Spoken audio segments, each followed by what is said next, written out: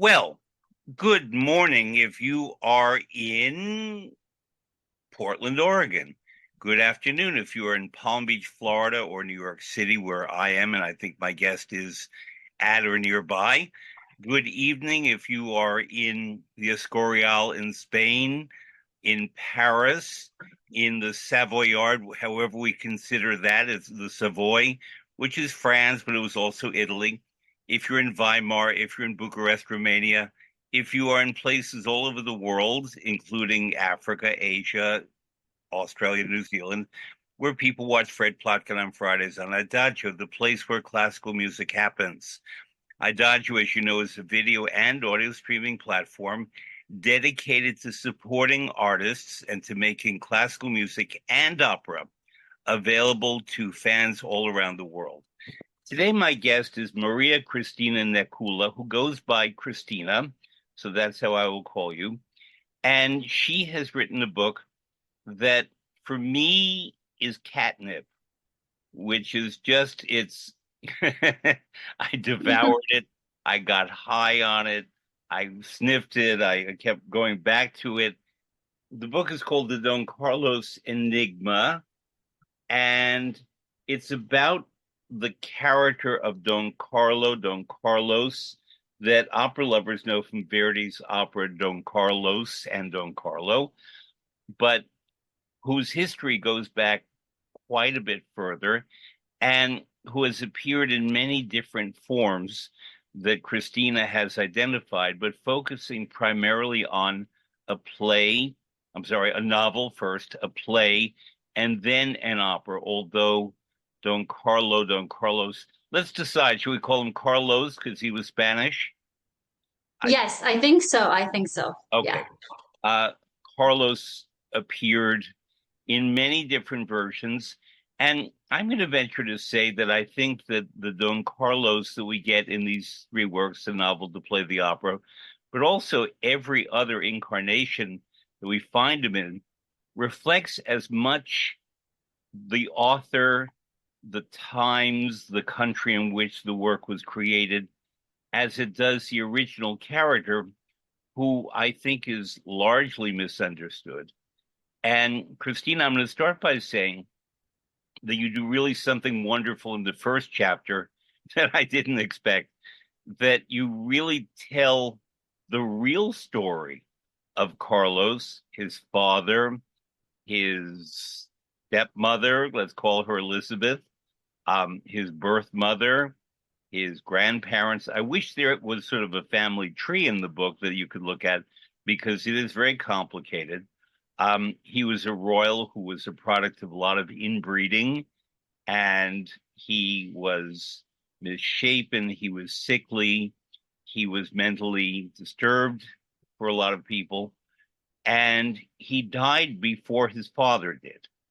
And his father being Philip II, who reigned from 1556 to 1598, for whom the Philippines are named, Mhm. when Spain dominated half the planet, but as it said in the Verdi opera, he couldn't even manage his own household.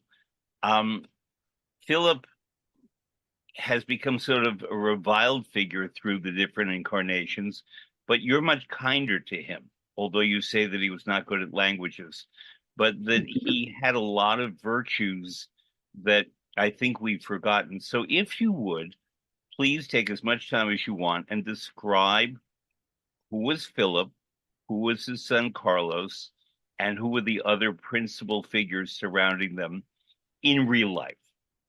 Mhm. Well, first of all, thank you for having me on your show. It's a pleasure to be here. Philip was actually quite a charming young man, and he grew up in awe of his father, Charles V. He was adept at dancing, not so good at languages, but at flirting with the ladies, and he was quite popular in his time as a young man to have around at different gatherings and so on. He was also very serious and dutiful. He wanted so much to be excellent and learn from his father. And I think that history does him that injustice of not looking at his personality. And later on, I found out also that Elizabeth was quite happy with him. You know, from ambassadorial reports, he was not the tyrant, unloving person that we see. He was actually a very, very affectionate with her, and she seemed pleased in this marriage. So Philip was also a very clever, strategic, pragmatic person. That's why he was able to expand and rule this empire. Where I think his mistake was that he was too stoic in a sense. So when the denigration campaign against him started, or actually went full swing because it has started early on. But when William of Orange and other Flemish nobles started attacking him more intensely, he never defended himself. So that kind of blew out of proportion, that campaign, and gave us this later image of him as not being quite the nicest person or the most generous person. His son, Don Carlos, of course, as you said, was a product of inbreeding. So he had a lot of mental and physical defects. But Philip did not neglect him, as we see in Schiller's play that he was a cold father. Philip actually tried whatever he could to get him treatment, to find out what was wrong with him, to support him in any way possible. So it wasn't as bad as the creators made it out to be later on. However, the death did happen, and we still don't know why. So in 1568, he had Don Carlos incarcerated. I think things had come to a boiling point with the Netherlands, and Don Carlos was actually acting erratically and was acting on his own, wanting to become the governor of the Netherlands, take that position from the Duke of Alba. So Philip decided to lock him up, and Can I then just ask, was he incarcerated or just put away for his health, so to speak? yes, I mean that there are different opinions about that. Yeah. They say that he was locked up in his bedrooms, but then why would the windows be boarded up? That's the question mark to me. Why would you, as a father, not allow your son to see the light of day? So we never knew why he did that. He wasn't thrown in jail, but he was in his own bedrooms, and not many people were allowed to visit him, except I think there were like five people that were a part of his retinue that could go in. Um, but even in this confinement, he still got what he wanted. I mean, he was very extravagant in his tastes. At once he ate 5 quails, or whatever he ordered They're was given small. to him. They're small, yeah. They're small, but so he still received some good treatment. What I never understood was that about the light. Why shut him up in that way, and then he died, Maybe and he nobody was really thinking knows. about his mental state, that the light was harsh, maybe he acted out in different ways in front of the light and he was better in the dark. Yes, Could yes, be. could be, but also we never know because Philip never really explained. He just kind of let things go take their course. And if we look at his grandmother, so Charles V, Charles V's mother, Juana la Loca, she was named Juana the Crazy One because uh, experts now think that she was suffering from some form of schizophrenia, and that could be inherited. So maybe Don Carlos had that. We don't know. We don't know. And his mother died 4 days after giving birth to him. Yes, yes. And also the other childhood trauma that he suffered was that every time he got attached to a nurse, for some reason that nurse was taken away from him, so he could never form like a lasting bond with someone. And when Elizabeth came to Spain, she actually had a mission from her mother, Catherine de Medici, because Catherine wanted to secure a marriage for Marguerite de Valois, right? To get Don Carlos to Sister marry of, her sister. Yeah. yeah, right. So Marguerite, as we know, ended up marrying Henry IV, Henry of Navarre. But Elizabeth in the beginning was very, very kind to Don Carlos and formed a bond with him. She was never in love with him, but she had compassion, and she was actually one of the few people who cried when he died. So Um, so you may or may not know that my formal training is in Italian history. So to me, I come to the story through Caterina de' Medici, because when you talk to Italian scholars, they say that she civilized France, that she introduced good food, that she introduced the fork. Not everything has been documented, but she brought a great deal of style and Medici love of art and so on to France with her. Um, in the opera, we are told that France was very poor and the people were suffering. And the marriage between Philip and Elizabeth was created to save the French from starving. Now, was this actually the case, or was it something else? no, I think it was more related to war. I don't know that the situation was as dire as the opera presents it, but I think it was more a case of Yeah. keeping peace. So that was the number one priority. And poor, you Um, know, and Don Carlos just at some point he was considered for Mary Stuart too, right? So every high placed princess that he was considered for just didn't work out, right, for him. so his father, Philip's second marriage was to, I'm trying to remember now, was it not Was it Mary Stuart? another? It was another one that Don Carlos had been considered for, right? I think. I Right. think. I wrote it that Mary Tudor. Mary Tudor, right. Yeah. Yeah. And they were married for 4 years. So That was Elizabeth, yeah. that was before, right? That was before Elizabeth. Yes. That was So the before first Elizabeth. one Yes. was Maria of Portugal, who was the mother of Carlos, who died 4 days after giving birth to Carlos. She was Yes. married to King Philip for 2 years. Then King Philip married Mary Tudor for 4 years, but that was strictly political. And Mhm. then he married Elizabeth de Valois, the daughter of Caterina de' Medici. Um, and she and Caterina wanted, as you said, that the sister Marguerite marry someone. I'm forgetting who now. It's complicated. Listeners, I want you to know the book is much clearer than my memory at the moment. But what what one of the things I very much enjoyed about this book, and Christina, I don't know if you know this, I was a European history major in college. Mm. So in the Renaissance. So this was really my era, and although from the Italian side, but basically, um, everybody was marrying everybody for alliances, and there were wars, and there were takeovers, and there was illness and plague. And a century before, Spain, but also England, France, a lot of the European powers, the Netherlands, conquered parts of what we now call the Americas, conquered large parts of Asia, Africa, eventually, and so on. And they warred forever.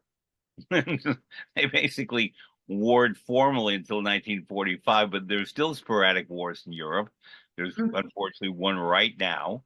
And so this ongoing struggle about identity, about power, about domain, about markets, about dominion, about gold, about food products, all of this was the underpinning of the history that we talk about.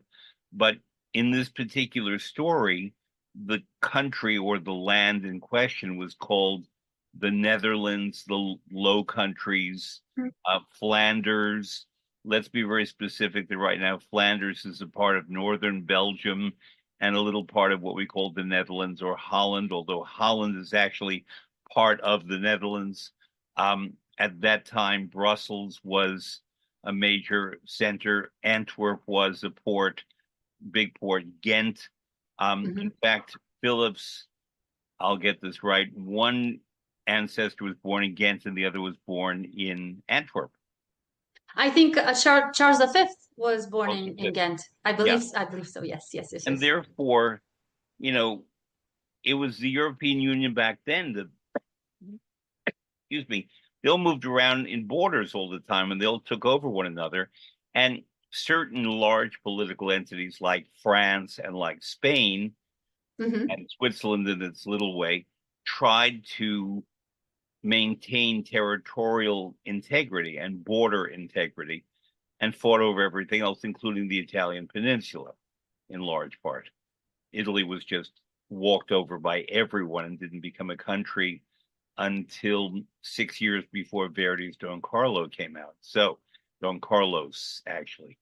Um, so, therefore, what we have is a situation in which these stories of these people were then told by creative artists forever after.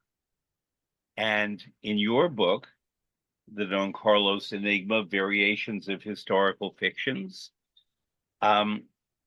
you describe a lot of them, but really focus on three of them. One of them is a novel, and it's from, I wrote the dates down because it's important, from 1672. So not too much after the story itself, about 70 or 80 years after the story itself.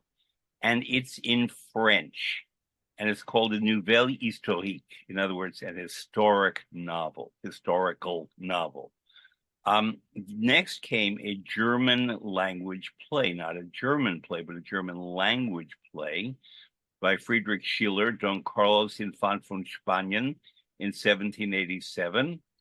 And then in 1867 came Verdi's Don Carlos in French, which later became, for many people, Don Carlo in Italian, in different versions that we'll talk about.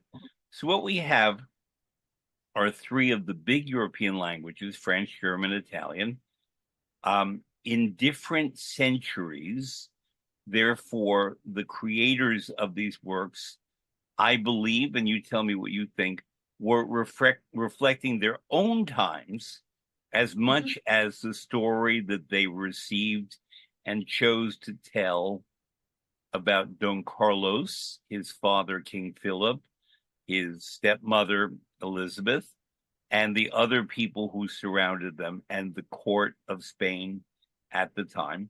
But I also really think, and this is where I want you to take over, that we don't get to know the real Carlos, the real Philip, and the real Elizabeth, but we get to know the versions of these three people that suited the people telling the stories. Mm-hmm.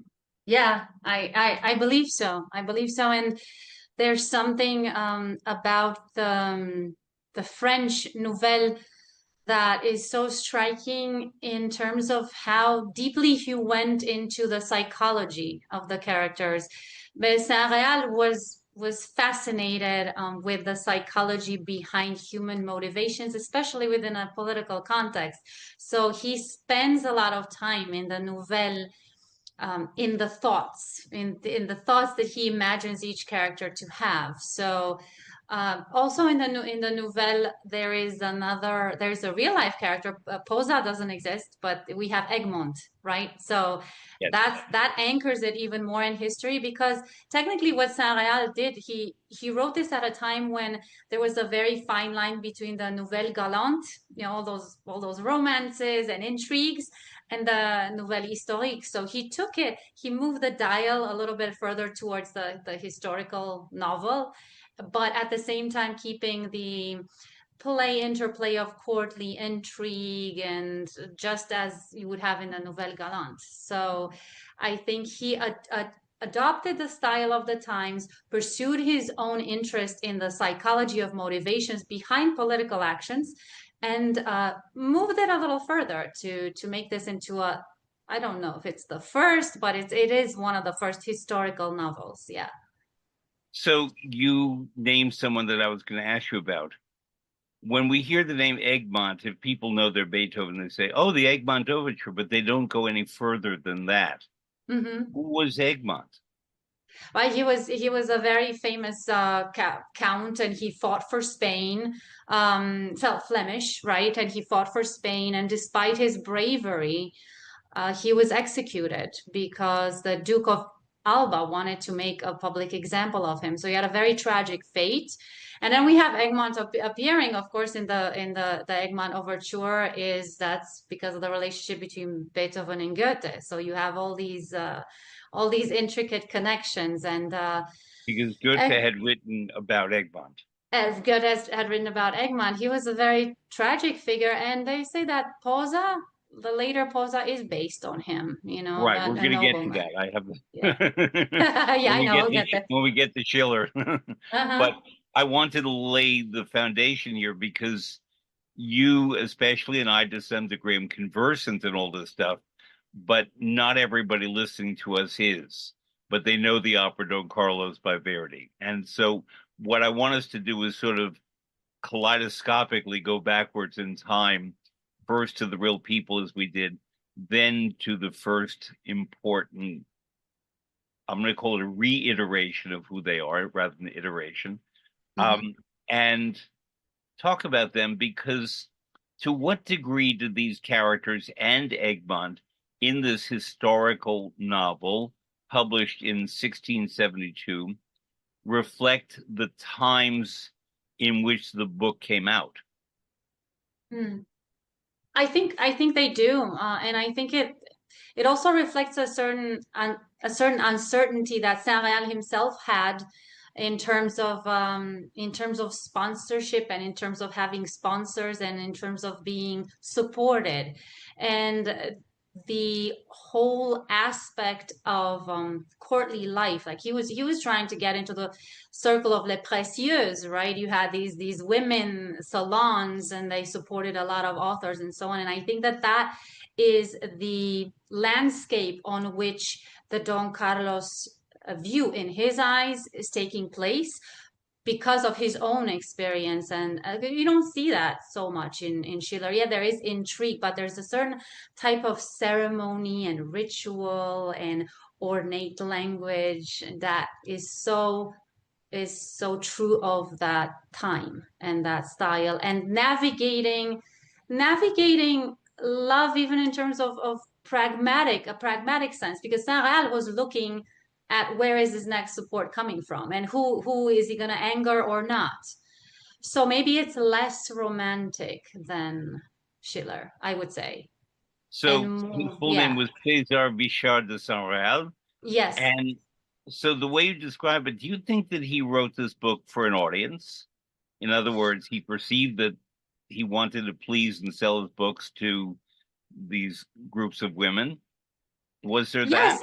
Yes, yes, and also to show, I think it was important for him to show the superiority of the French over the Spanish, because Elizabeth is actually the noblest, the most intelligent, the most wonderful character in this nouvelle, right? So here she comes from the sophisticated court of France and comes to the more primitive, brutal, harsh Spanish court. So he definitely wanted. She just slid that in. Well, I will say, moving forward a bit, Elizabeth is certainly my favorite Verdi female character, and perhaps my favorite Verdi character of all. Hmm. I love her that much. So, but we'll get to her later in the Verdi form. Um, what other iterations started appearing? You mentioned a few in your book of people who wrote. I see that I made a note that Augustin Louis Marquis de Jimenez and Count Alfieri wrote novels. I think one of them called Don Carlos in 1761, the other in Italian, I'm guessing Filippo II in 1783. Hmm. So it's kind of like Don Juan, that he appears many times by many creators. And there are certain other characters, Orpheus, who appear throughout fiction, throughout opera, throughout plays, and they keep recurring because they're very interesting. But in my view, and perhaps yours, each one of these representations represents the aesthetic, the politics, the mores of the time in which they were written, probably more than trying to tell the truth about the characters. And Yes. that, in effect, we no longer really know who they are, which is part of why I loved in your book that you start the book by being very clear about, at least based on your research, who they really were. So that when in reading your wonderful book, we go so far from the source, one can understand why this might have happened. Yes, and some had agendas, right? I mean, they had agendas to show the Spanish is horrible or not as horrible, so that it was very dependent on that. And I think we see that in the ending in a lot of the places. What happens to Don Carlos, right? And we'll talk about that, how each one gave Don Carlos a different ending. Or more than one ending Or in the more case than of one the ending. opera. Yes, Yeah. exactly. And then depending on, and this is why opera is so amazing, because depending on how it's staged, you can have him be killed on stage. You can have him be dragged into the tomb. Yeah. Opera is even more open-ended than the other ones. Yeah. That's why it's the best art form. It is, yeah. So let's And I, move to yeah. Schiller. Yeah, go ahead. Yeah, no. That's what I wanted to say. But the reason I just want to mention that the reason why I focused on these three is that for some reason, I guess it was the synergy between this uncertainty in the Don Carlos story, that they were able to advance or to create an evolution in their genre. So, for instance, like I mentioned, Saint Real, all of a sudden is she's moving towards the Nouvelle Historique. Now we're going to talk about Schiller and see what he did. How he advanced his genre with Don Carlos.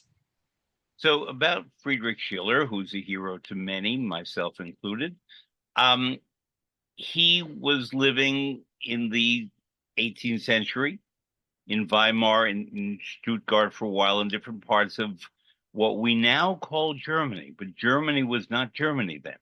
It was a series of lands and estates and rival institutions. And there was Saxony and there was Bavaria, and there were different states all over what is now the large country of Germany, and all spoke different versions of German. Some people later, like Wagner, but not only, would strive to unite these lands to create Germany and have a German culture. But I would say, and I'm guessing you would say too, that it was people like Schiller and Goethe who sought to unite Germany through language and through common stories, maybe the Brothers Grimm as well, because the stories were the stories, the Märchen in the case of the Brothers Grimm. And the sense of identity through language, even if they were writing about other places, other times, other people, gave, I'm going to say Germanic, not German, ideal of what it means to be German through the language. What do you think? Yes, no, I completely agree. And if you read Schiller, if you read Don Carlos in German, it's just bliss. I had the opportunity to learn German and I still needed a dictionary, but still just reading it and hearing that seeing the way he put words together and how that sounds, and even hearing some of the monologues, people reciting them. Language was very important. And also Schiller talking about this evolution that I spoke about with Saint Real. So what Schiller did was he started out, there was a break between the first two acts and the later acts. He started out in this Sturm und Drang spirit, right, where Werther, Define like, that. Define yeah, Sturm so und this kind of unleashing of passions and fatalism, and just think of Werther, right? To me, that's the typical Sturm und Drang hero and novel. And he started out that way, making Don Carlos a very wild, unrestrained character.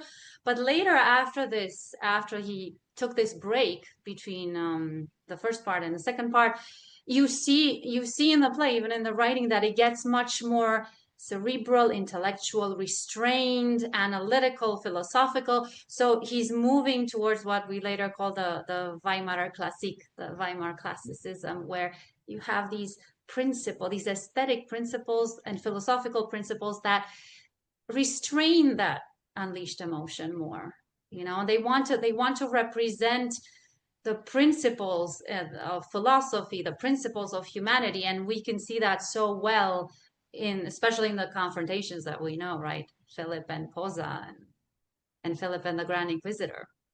So talk about the introduction. Actually, before we get to that, you wrote something in all three versions. I'm paraphrasing: novel, play, and opera. The king uses religion as an excuse for sacrificing his son. We have a bloodstained collaboration between church and monarchy. Mm-hmm. Talk Yes. about that. Yes. Well, as they portrayed him, Schiller and Verdi and Saint-Réal, Philip realized that Don Carlos would be an inconvenience, and whether I'm leaving aside fatherly love or any kind of emotional consideration, but politically, pragmatically, Don Carlos would constitute a problem.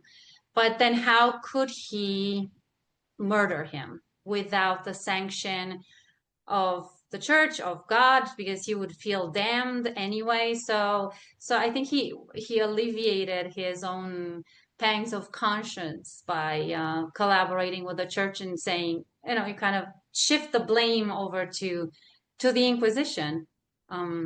So How I believe daring that. was that for Schiller in 1787, How just did before the French Revolution and just after the American Revolution started, and the ferment that was all over Europe, and even among the Habsburgs, who managed to survive that ferment and actually came out pretty well.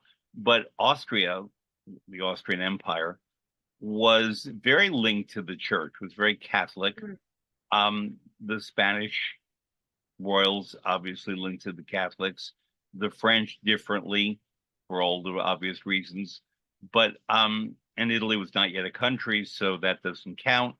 But I think it was very daring to present an inquisitor, in other words, a figure of the Catholic Church, sanctioning the murder of a Spanish prince.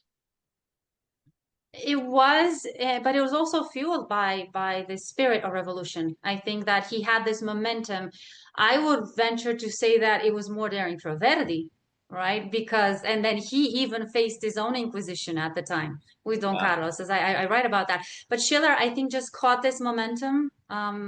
You had the American Revolution, and then the spirits were boiling in France. So I don't know that he faced any like very harsh repercussions from that, but Verdi did, though, you know. Verdi certainly did. We will get to Verdi that. did. Yeah, Um, yeah. so I think it's fair to say that Schiller introduced or built the character of the Marquis de Posa, often called Rodrigue. Mhm. Who was he in literature? So he was at the court of Philip, and he's exactly like Verdi represents him, a nobleman who was so pure, portrayed as so pure in sticking to his principles, that and fighting for Spain and being very loyal to country, to the king, but not necessarily wanting favors or wanting to indulge in the courtly life. And because of his purity and honesty, this is why King Philip wants him close. At the same time, Posa is somebody who grows up with Don Carlos, so they know each other since they were children. They play together. Posa even in Schiller, Posa even interferes when Philip gets mad at Don Carlos as a kid for something. Posa said it was his fault, right? So he takes the punishment instead of his friend. So you see Posa as this very, very noble character that both Don Carlos and his father want to have close to them. And his idealism and his abstract thinking inspires both father and son in different ways. You write about Saint-Réal, but I think this could be applied throughout that there's the influence of Machiavelli, who wrote Il Principe, the Prince, in Mhm. which he says that a sovereign must be circumspect when hiring soldiers who have no native loyalty. Mm, And though you wrote that earlier in the book, I turned back to it when I started reading and thinking about Posa, because Philip says to Posa, I believe in the play and certainly in the opera, how come you want nothing from me? Or what is it you want from me? And yeah. what Posa wants is freedom for Flanders, the people of Flanders, um, but nothing for himself. And the king is very confused by that. Do you think he considers it noble and brave, or not to be trusted? I think Philip is by nature suspicious, and even the original Philip, the King Philip was a suspicious man. But I think he also admires that kind of courage because Philip has too many people trembling in front of him. And when he sees that kind of courage, he admires that and but he also wants to keep it contained. That's why I think that he draws Posa close to him, not just because he likes him, but to have him, under his gaze to see what he does. And then also with Posa, I mean, I trust his nobility and his idealism, but you wonder, like at the end, because he's the one who arranges that meeting between Elizabeth and Don Carlos, and I see him as a sort of somebody who wants to break everything down. So he wants to just have everything collapse.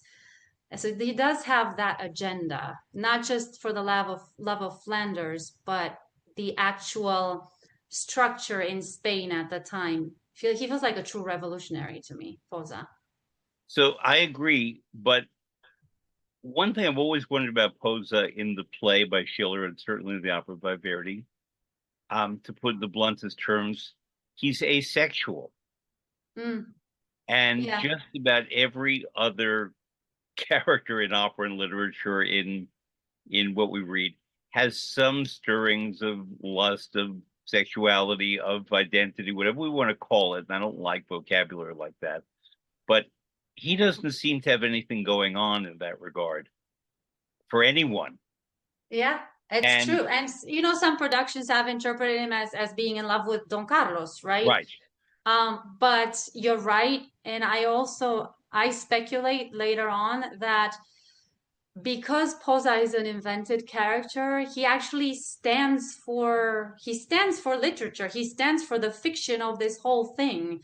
So when Don Carlos is defined by Posa, because Don Carlos is always waiting for Posa to tell him what to do, it's just all an invention. It's like a wink. It's like a hidden wink to the audience that this is all an invention. Posa is not really human. It's just a force or the essence of its creators, the fiction around it. And I think that having him be asexual and almost not human, because how can anyone be that noble, right? I mean, you want to believe that, but how can he be so perfectly noble? It's almost like I the mean, I think presence. Yeah. Gandhi and Nelson Mandela had sexual identities and so on. Whoever we pick, Martin Luther King, whoever we pick as our great noble figure, they still had something stirring in whatever Yeah. regard. I don't care Yeah. about that, but in whatever regard. But what I always felt so odd about Posa is that the absence of that means that he's sort of oblivious to the next character I want to bring up because we haven't discussed her yet is Eboli, the Mm. Princess Eboli. Who was she originally, going back to the Spanish court, and then who did she become in these different iterations? Yeah, she actually existed. So Yeah, Princess Eboli is a real life character. I mean, she wasn't she did have the eye patch, right? Because and there's apparently a she painting then by Velasquez, right? there's a painting by Velasquez. Yeah, and Yeah, she was still beautiful with the eye patch and everything. So she was real. Um, in real life, she never fell in love with Don Carlos at all. So it wasn't that. But she was a manipulator, and there are speculations that she did have an affair with Philip. So I heard, I read that, so I read that somewhere. But she and lived would be for perceived as the rival to Elizabeth. would be perceived. So that part could possibly be true. And she was also known as a great beauty, and she was an expert at manipulation. That is Yeah. also known at court. So She in was a that schemer. sense, a schemer. So Yeah. in that sense, she's portrayed very well by both Schiller and Verdi. Yeah. Except, I agree with you completely, except that the famous garden scene at night in the opera, where Carlo thinks he's meeting up with Elizabeth, Mm. um, and Posa shows up to take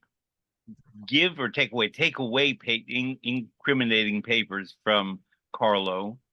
And the woman who shows up in veils, we think is Elizabeth, and Carlo declares love.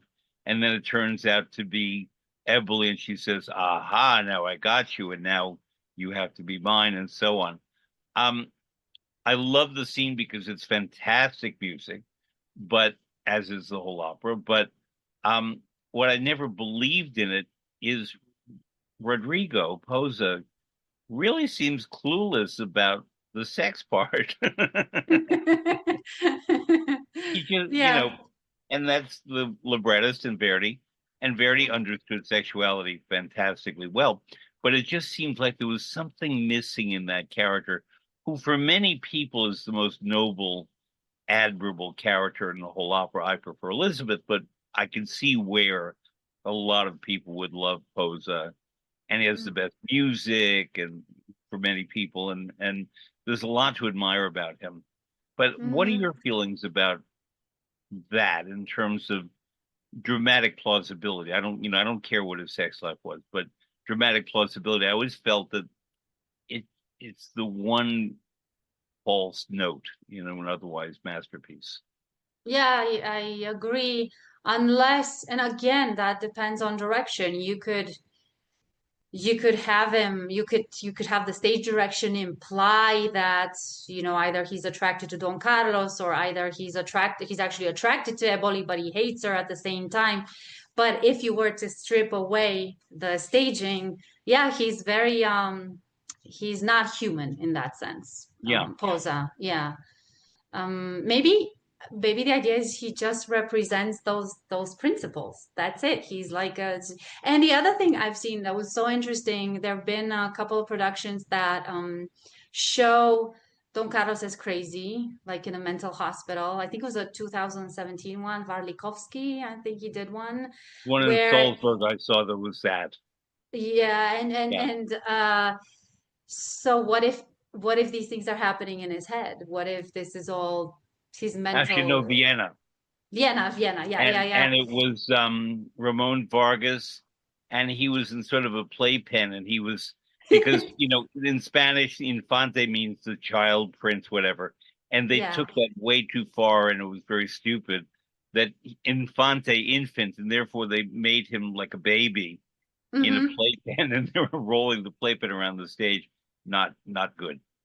Yeah, and I think I saw I think I saw scenes from that, but then also there was one I think at the Paris Opera where where Kaufman, where he Yeah. seems like he's in a hospital, and like Yes. they're bringing him medication or things like So that, that one so too. it could be even that the romance with Elizabeth is imagined, that Posa is his imaginary friend, that's subject to interpretation and the director's style. Still, you're right. Posa does not have those human aspects to him like the rest of the characters do. So how is Schiller's play received, and how has it persisted? I think that increasing, so in the beginning it had some appreciation, but as he revised it and as he got leaner, and I hate to use this word like streamlined, but he made these emotions more focused and concentrated and in the service of principles and philosophy. It got more and more successful. He became more and more successful, and it's interesting that Verdi picked up on that too, and you will see in his revisions, how he gets closer and closer to Schiller, just as Schiller left behind the emotionality over the top. That's what Verdi does too in the later versions. I think Verdi, and anyone can dispute me, but I'm right, was the greatest editor in opera history. Yeah, it's true. He was like Michelangelo, knowing how to sculpt and remove stone and buff until you had the essential item with nothing left on it extra that was unnecessary, with maybe a couple little exceptions, but basically not. Wagner was not that at all. Wagner had many fantastic virtues as a creative artist. Editor, he was not good at. And Verdi, to put his life in the simplest terms, people know if they watch me a lot, he's my hero. I'm not saying necessarily he's my operatic hero, though I love his operas, but as a man, he's my hero. He just everything I would want to emulate. And he was born in 1813, same year as Wagner. He was born October, Wagner in May, in a little town called Roncolet. His parents were farmers. They were on the postal route between Milan and Bologna, and his mother was a great cook, and the postal carriers came by, and this brilliant little boy wanted books and plays and everything. And from publishing houses in Milan and Bologna, they brought him books, and he read. And that's how he, out in the country, came to learn literature, language, all these stories, because his province was under Parma, which was under France. He spoke pretty good French from childhood. He did not really speak German. He did not really speak English, but his wife, Giuseppina Scarponi, did. And therefore, he had access to a lot more language and sources than otherwise he would have. He loved the plays of Schiller in a particular way, and various I Masnadieri, Simone Boccanegra, one other I'm forgetting, Liebe und Kabbalah, I forget what that became in Verdi. Luisa Miller. Luisa Miller. Yeah. And of course Don Carlos. And therefore Verdi read very widely Shakespeare, of course, in things were not necessarily Italian-ish and Italianate.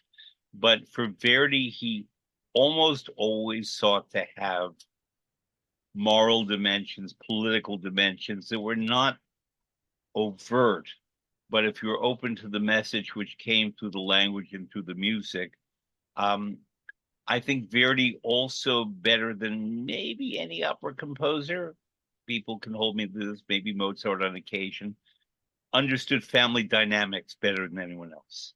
Yes. And interpersonal dynamics. With Wagner in the Ring cycle and other things, people can go on and for 20 minutes, and it's great.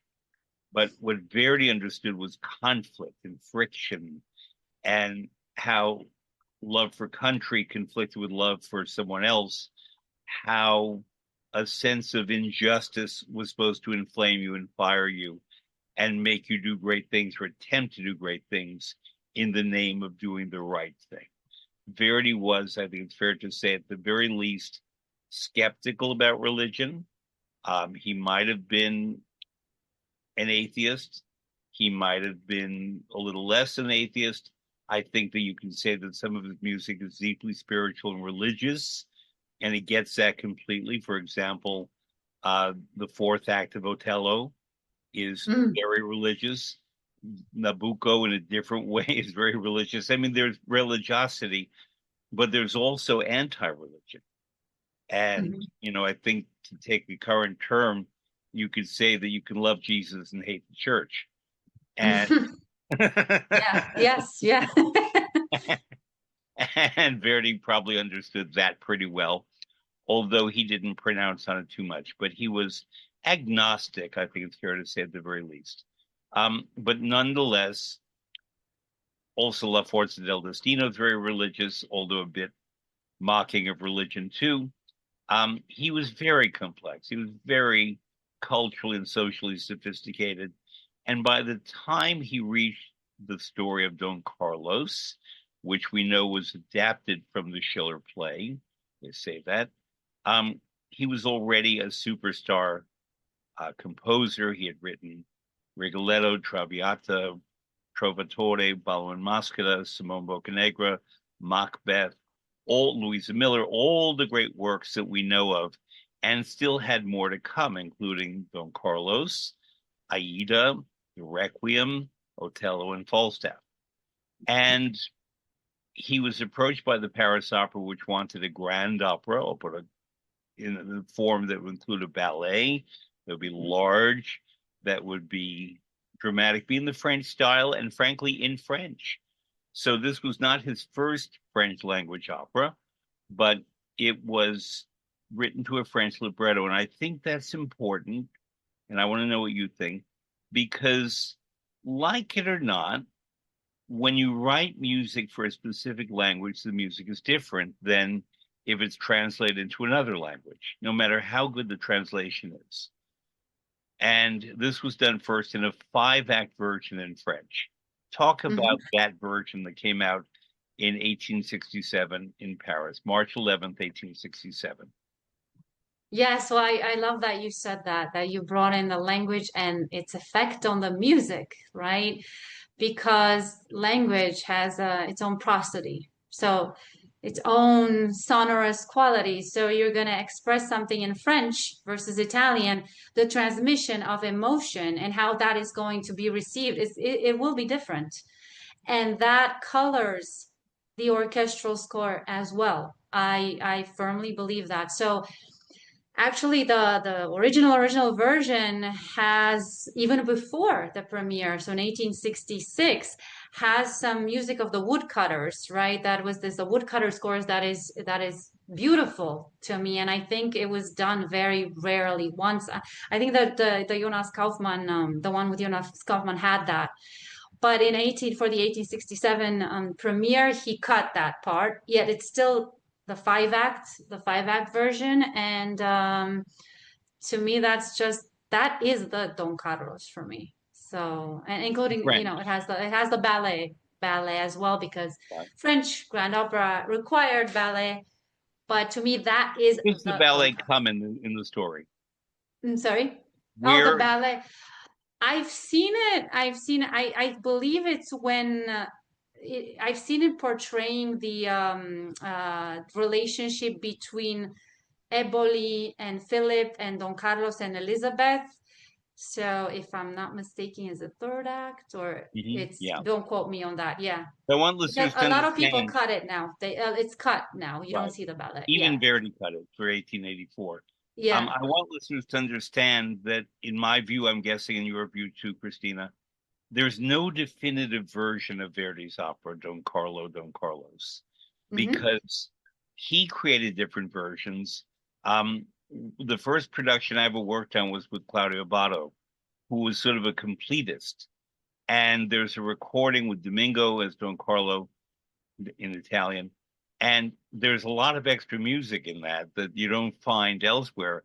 And every production I've seen and the few more I've worked on has a different version, and there is no definitive version. I know the version that I kind of like.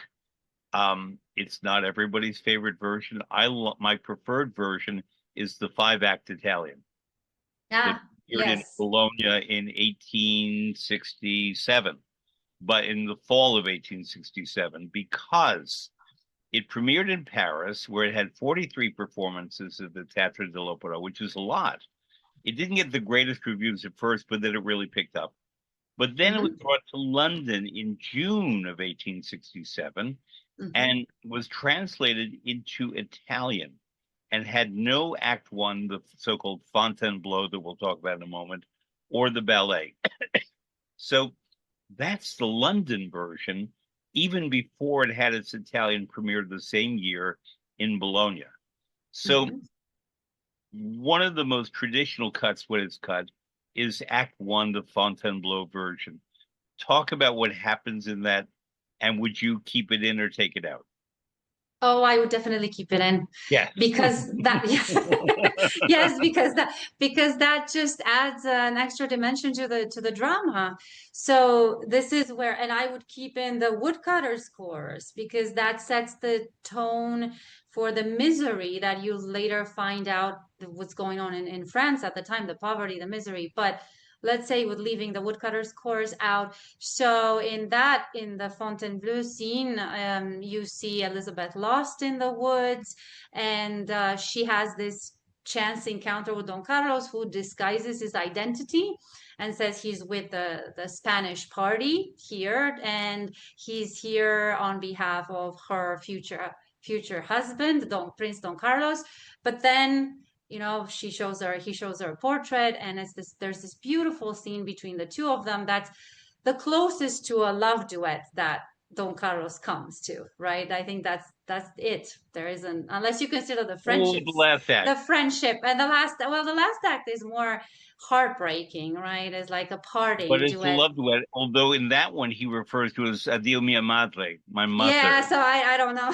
Oh, I I don't know. know. But I'm at the that beginning duet between them as he's building the fire for her, and as she realizes, of course, he's Don Carlos. And Verdi was so masterful because you can hear these fire sparks in the music, The right? embers, As yeah. the embers. It's just gorgeous. And the And then degree to which they're falling in love over some sticks on a fire. And that's, yes, yeah. yes, that's so beautiful. And then all of a sudden, the dramatic contrast is so much the more powerful because she finds out that she's now queen because she's been offered to Philip. So that whole scene to me is crucial. And of To course keep, has little to do with the real story because yeah. Elizabeth was promised to King Philip from the beginning, and Carlo never went to meet her, or am I wrong? No, no, Elizabeth was promised to Don Carlos from the beginning, but he never went to meet her. So In real life. in real life, the decision was made for her to be given to Philip because of this treaty to keep the peace. But Don Carlos did not meet her, even though Saint has him as greeting her and bringing her back to court.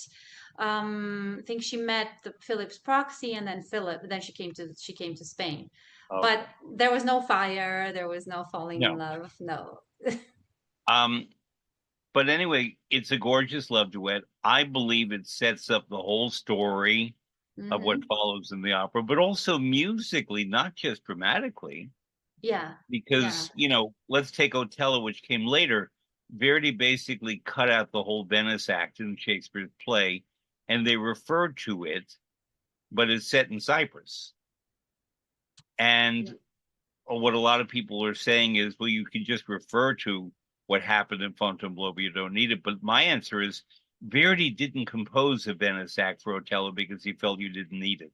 He did Hmm. compose a Fontainebleau act because the music is fantastic, and there are leitmotifs, to use a Wagnerian term, musical Yeah. leitmotifs that And you feed also into have the rest of the the opera. plot of the portrait, the prop of the Yes, portrait. You need that, right? You actually see Eboli, it's stolen from the Queen's safe box in Act 4, Scene 1, in my version of the opera. yeah, Act yes. 4, Scene 1.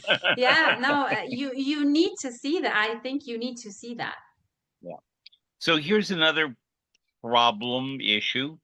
Um, the fact that because there's so many different versions, when I've worked on productions and studied others, there's not much of an agreement about, we know what Act 1 kind of is, but after that, is it a 5-act opera? Is it a 4-act opera? How do we divide it? Are the scenes divided?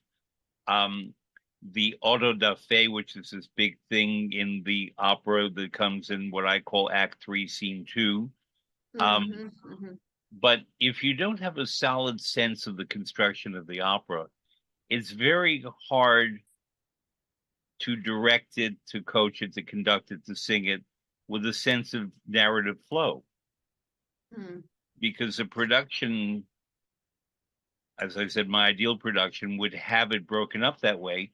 Because to me, the genius of Act 4, Scene 1 is that the opera is called Don Carlos, but he's not in that scene.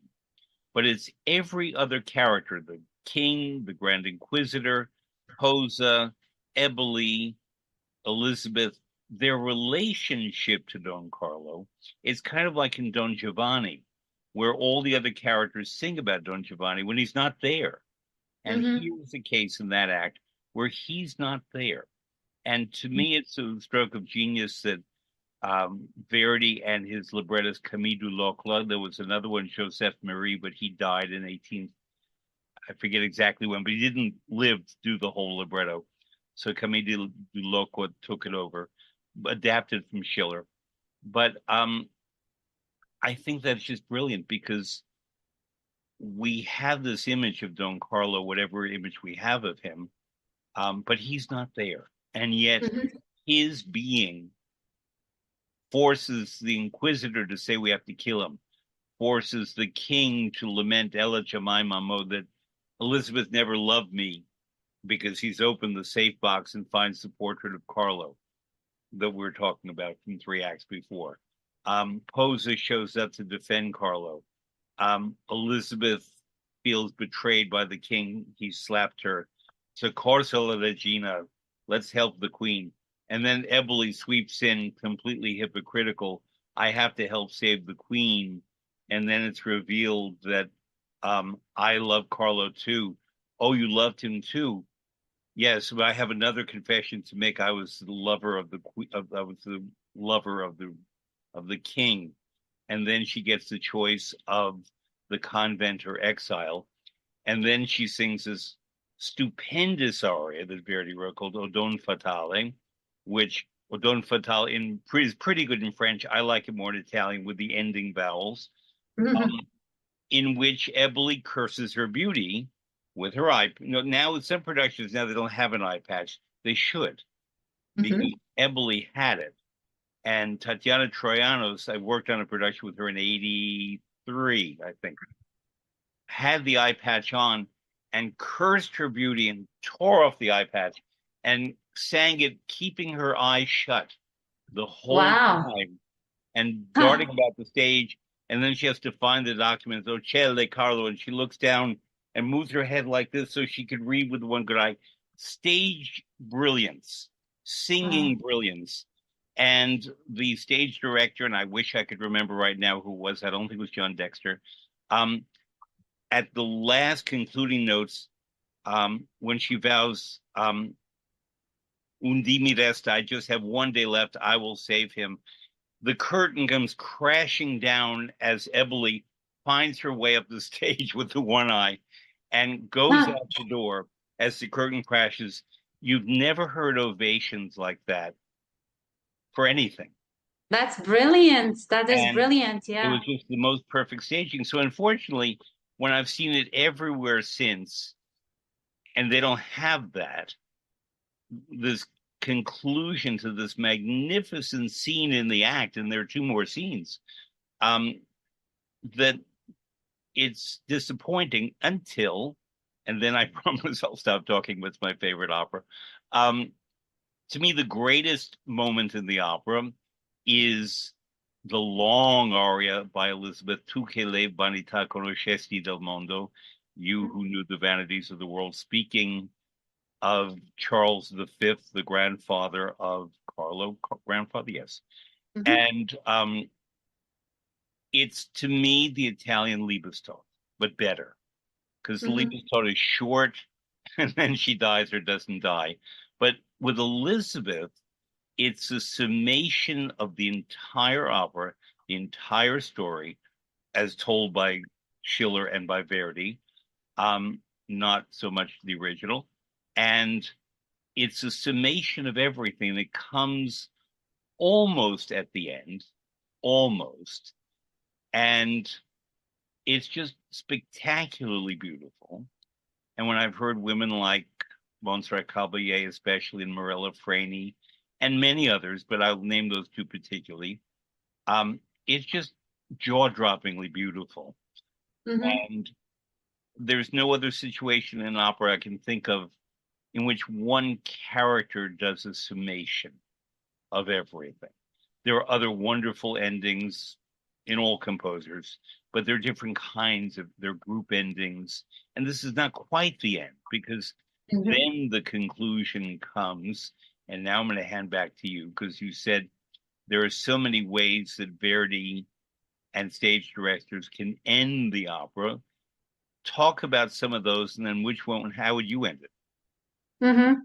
Well, first of all, Verdi, he hated the supernatural ending. He didn't like it, and Talk you. about what the supernatural ending is. So when at the end when Don Carlos is cornered by the inquisitors and Philip orders his arrest, the monk, supposedly the ghost of Charles V, appears and pulls him into the monument, the tomb of Charles V. So he is saved at the last minute by his grandfather's spirit. And he argued with Dulocle. Verdi argued with the librettist, but he said, well, what is this? This is not history. He never liked that. And he accepted it, but he never liked this Deus ex machina idea of Don Carlos being saved at the end. I've Except seen that what it. are the words? What are the words? The Uh, orchestra goes bam bam, e la voce di Carlo, La Carlo voce di Carlo. vivo, Uh-huh, uh-huh. and then And then you have that Elizabeth B lets out flat, and then you have that Ciel, high notes. Yeah. right, Ciel, that goes Shell. on forever. And everybody, when you go to YouTube, find Montserrat Caballé, I think it's 1972 Verona, where she holds the Oh, note forever. he holds it forever. Yes, And yes, yes. the crowd explodes because, in my view, this is very important. The last word is Elizabeth's. It's not That's true. anyone else. It's Elizabeth gets the last word. And that's why it's her opera to me. And that's why she's my favorite character. Uh-huh. Um, because it's real, in my view, and I disagree with me again, everybody can. This whole opera is about her. It's not about because we meet her at the beginning of Fontaine-Bleau and her expectations, her disappointment, what she endures at court. And by the way, in Schiller, she's attended by the Marchioness Mondécar, whereas in Mm-hmm. Verdi, it's the Countess of Arenberg, who Mm-hmm. the king banishes the last of your French people. Um, and anyway, so in my view, the fact that the very last note is Elizabeth and that Carlo has been taken in by a real monk, by whatever, into the tomb, he'll die in there the way Radames and Aida die in the tomb in Aida.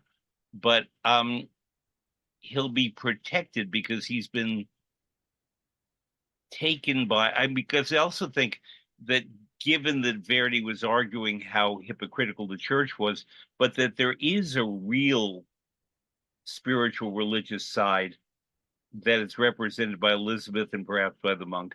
That's the good side of what the church represents. Yeah, and I keep thinking like when he's defending himself against the inquisitors in that scene, Dieu nous jugera. God, well, Yeah, I'm looking at the French Dio version, mi but God vendicherà. will, God, yeah, God will judge us, not Yeah, you, not the institutionalized right, religion.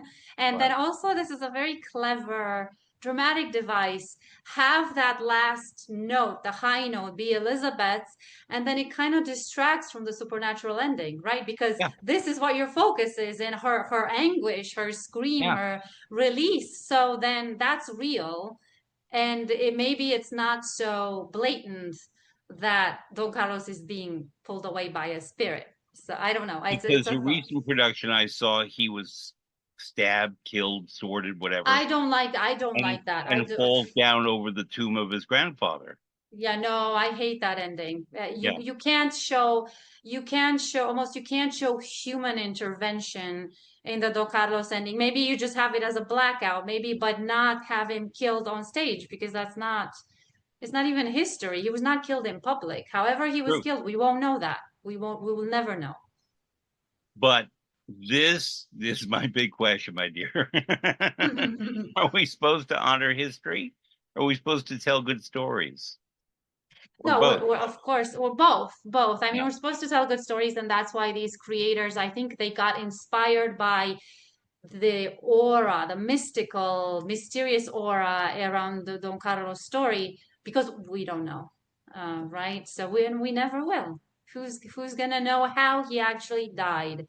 And I know that some accounts say that he swallowed his own rings, he swallowed diamonds. He tried to induce his own death, the real Don Carlos. He But from overate, what I he read in your starved book, it himself. didn't work. And nothing worked. Nothing Right. worked. So think about it. He had a pretty strong constitution despite his Or physical very small defects. rings. For yes, very small rings. True. But even when he had the accident that he fell down the stairs and hit his head, and they did that horrible uh, trepanation procedure, Yes. he survived it. So Yeah. he was strong. Yeah. Yeah. So how did you get into this story? I mean, I'm with you. Believe me, I think the viewers can tell this. But how? What was the attraction? Well, I come from a background of opera. That was my first love. I wanted to sing, and I pursued that path for a while. Then I ended up becoming a writer. And when I did my doctorate at the Graduate Center, it was comparative literature, and of course, I wanted to bring opera into it. So, what was the opera that offered such a wide spectrum of literary works and genres? Don Carlos, that came to mind, and I thought this is going to be my dissertation. For a year, I actually took off a year from everything to write this book. And I lived in that time. I lived with Verdi and Schiller and Saint-Réal. And after the dissertation, the defense, I turned it into this book. So that's how I've always loved the opera, and Verdi is my favorite as well. And but never as much I'm as not when saying he's my favorite opera composer, though on many days he is. on many But days. Yes, yes. but as a man, he's just the best. I just think the world of him. And I love Yeah. his operas. No, let's not pretend I love his operas. But it's not that he's necessarily my favorite opera composer. Yeah, But for me, he is, and he's been for a long time. Actually, my favorite was La Traviata because I grew up in communist Romania, and our escape was to go to the opera while we were waiting to defect. And La Traviata I saw about 40 times, and I just fell in love with that. But then now it's Don Carlos and many others, but Don Carlos is really, to me, is just a masterpiece. oh, I agree. But La Traviata, given that you grew up in a communist country, Traviata is the one opera that Verdi wrote that was directly addressing the people in his audience and saying to them, "You are hypocrites." Most of his operas were set in the past, and La Traviata could be set in the marginal past, but basically it was contemporary because he was living with his not yet wife, Giuseppina Strepponi, quote, in sin in Busseto or just outside of Busseto. And even though Verdi was this great operatic hero and he helped unite the country and everything we go on to do, but the burghers, the good people of Busseto, did not approve of his living with this woman in sin who had been married before, had children and given them away, and just, they didn't approve. And he just thought, well, I don't care whether you approve or not. And how Violetta may be, quote, sinful in your eyes, but she's the most soulful, caring, generous, compassionate of all the characters. But given that when you were growing up as a girl in Romania, yes, obviously it was in the past because it was set in the 19th century. But did audiences respond to that opera or any other opera in a way that had contemporary relevance to what people were facing at the time? Yes, less Traviata, but I have lived some incredible moments in the Bucharest Opera House. So I'm 10 years old. My father defected, so it was just me and my mom. My mom takes me to the opera, and there were, just to give you an example, during Il Trovatore, you have the final scene of Manrico and Azucena, right? And everything is sung in Romanian at that Mm. time, you know. So instead of seeing when that right in the beginning, when Manrico says Laura fredda non molesta le tue membre, so does the chilly air, doesn't it bother your bones, your limbs? And Azucena sings back but she wants to get out of this tomb for the living because she's suffocating here.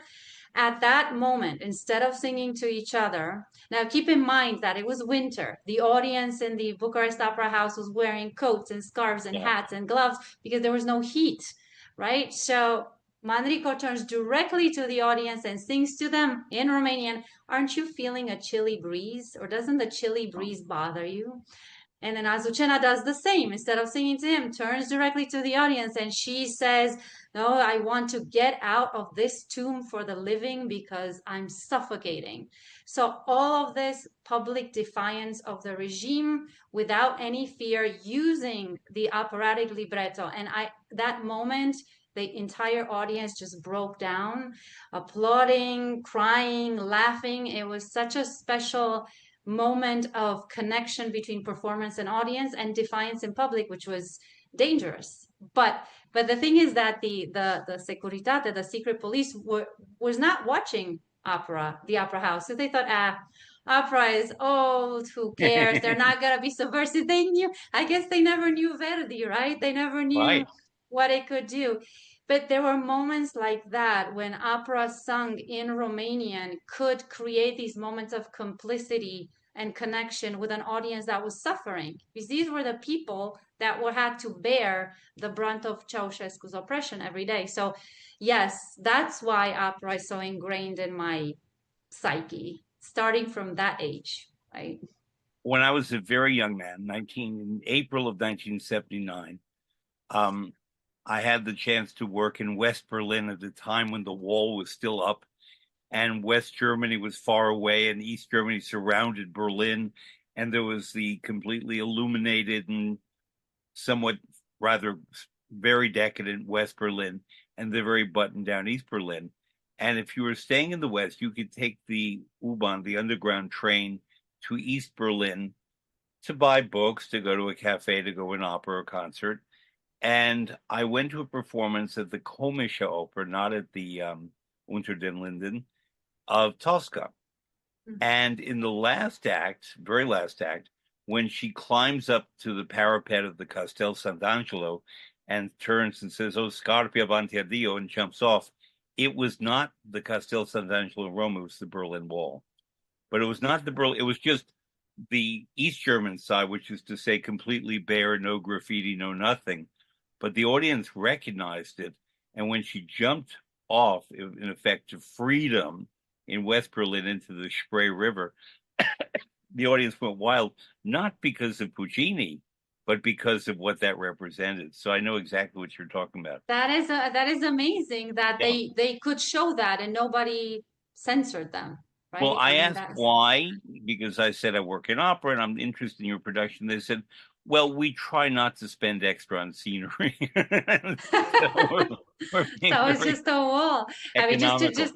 just to add to that, just quickly, the abduction from the Seraglio, right? Sure. That Yeah. last scene when Pasha lets the two lovers go free. So there was a staging in Romania, the Bucharest Opera House, where the two people dressed as the Securitate police with sunglasses and came out and handed them the passports. Like in like traditional production, these two big people like looking like KGB come out and give them passports, and that was another stab at the regime. Unexpectedly, people recognized it. So viewers will hear your English is fantastically good. You wrote on a very complicated topic, the Don Carlos Enigma, variations on historical fictions, that is so full of all kinds of history and facts and so on in a very clear way that how did you do that? Because I read, a lot of history books, especially of this era, for people for whom English is their native language. It's very confusing. And you tackle something that is richly difficult with all these alliances and changes, and then how three different artistic versions of a real story. Can I ask how you focused your language so well? Thank you so much. Thank you for saying that. That means a lot. I think first of all, I wanted to be understood. I wanted people to be able to approach this book because the subject is important to me, and I didn't want it to be too convoluted, too pedantic. I just wanted to tell a story, and everything is a story. The history, what happened, the real Philip, the real Don Carlos. And also, I think there is an advantage to having English as a second language and knowing the musicality and phrasing of other languages because it makes me more attentive to clarity and to grammar and to other things. So maybe that helped. But also, I'm direct. I'm a very direct person, so I think that probably Mhm. shows up in the It comes writing. out in the book. So we were talking about then we'll go, but we're talking about Romanian opera. And for many people, the best ever Violetta that they saw in the past 50 years was Ileana Cotrubas, a Romanian opera singer. Yeah. You thought I was going to say Angela Gheorghiu, but she was fine. But for many people, it was Cotrubas in the early 80s with Domingo, Teresa Stratas at that time, too. There are many beautiful Violettas, but she was very particular. Um, I don't know if you're young, so I don't know if you ever saw the videos of her. You probably never saw her in life as a performer. But I met her in France, in the south of France briefly, but never saw her as a yeah, I saw some videos, yeah. yeah, Yeah. I worked with her in 2012 in Switzerland. We were teaching master classes along with Thomas Allen and Thomas Quasthoff in Verbier on Le Nozze di Figaro, and each of the four of us had to bring different things to the young cast. And she was very demanding and very exacting, but she showed none of the vulnerability that she did as Violetta, Mm-hmm. because her view of Susanna was incredibly strong-willed rather than ever vulnerable. But she's for many people the paragon. Have you ever heard the recording or seen a video? Yeah, Yes, yes. And I think I've seen a video with her and Domingo, if I recall correctly, because I yeah, thought the two of them, it was just magic. yeah. I also have to bring up Virginia Zani too, because Of she course. she was the she was Is that also how you Romania. pronounce? I always Of course, pronounce it Zayani. Zeani. Yeah, in Yeah. Romanian it's Zani. It's more like combining that, but Zeani, Okay. and of course her main career was in Italy, but she was born in Romania, and we're very, very proud of her. And And a she lot was in Texas and Florida and in Bloomington. She and lived for Bloomington. a long time and taught at Indiana University. She Yeah. lived in Bloomington, and then I met her. That's where I met her. I actually had a master class with her, and then in Florida she taught for a long time as well. So she did like something like 648 performances of Violetta. Right. Yeah, but I knew Kotrubash, her. yes, is an artist of that distinctive. Just she has that distinctive voice and Yeah. approach. I knew Zayani because she lived to 97 years old, I think, and she was a very beautiful woman. Hmm. Even toward the end of her life, remained a very beautiful woman and very charismatic. And her husband, I believe, was Nicola Rossi Lemeni, I think. Yes. And Hmm. they were a very active opera couple. And she was in either the first or the second, I think the second production of Dialogues of the Carmelites that was done at La Scala, the first, yeah, I guess La Scala, the first in San Francisco. And she and I worked together teaching and developing a production in Texas of Carmelites, and she was just wonderful. Hmm. Great teacher. Not everyone who's a great singer is a great teacher, but she was Yes. also a great teacher. Yes. And when you heard her demonstrate, even at 80 something, Right, the same freshness was there in those high notes. right. It's amazing. So, what are you working on now? So right now it's two there are two potential books. One is a sort of sequel. Well, I don't know. I don't know if I mentioned this to you already, but last year my memoir came out. I wrote a memoir about growing up in communist Romania. It's called The Voice Beneath the Quince Tree, and I'm talking some of the things that I mentioned to you about resistance, the Bucharest Opera resistance, and my life as a child in that oppressive regime. So that came out in last year, and it's been getting some attention. And I'm thinking maybe a sequel in describing the year in Vienna, and it was a year full of opera because that's where I studied. for a year. I went back to my native country after graduating, after my undergrad, to study opera, and I studied with some Romanian voice teachers, but then I got to Vienna. So there was a lot of knowledge and interesting and fun anecdotes. There were a lot of those that I picked up in that direction. That's one project. Another is just simply to try my hand at fiction. I haven't tried it yet. I Okay. have a lot of stories in my head. I don't know yet how it will come out, but it's in my mind. Well, Maria-Cristina Necula, this was a wonderful conversation. You were, as you are in your book, very illuminating, and I appreciate it. Thank you very much. Oh, and thank you for giving me this chance to talk about something I love so much and to hear your insights about Don Carlos and Verdi and opera. It's been such a pleasure and an honor. Thank you. Thank you.